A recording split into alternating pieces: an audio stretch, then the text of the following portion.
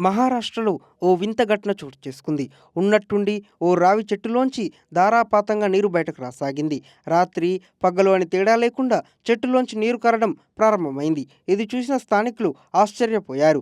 రావి చెట్టులోంచి నీరు వస్తుండడంతో కొందరు స్థానికులు ఇది దేవుడి మాయ అని ప్రచారం చేశారు. ఈ ఘటన పూణే జిల్లాలోని పంప్రీ చించ్వాడ్ మున్సిపల్ కార్పొరేషన్ పరిధిలో జరిగింది.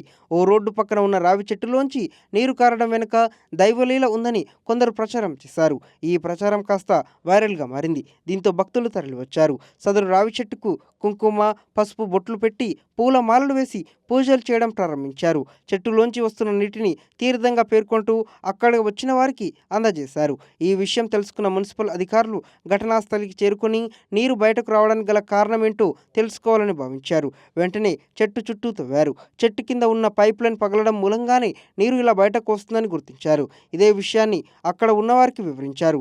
విషయం తెలుసుకున్న భక్తులు కంగుతిన్నారు.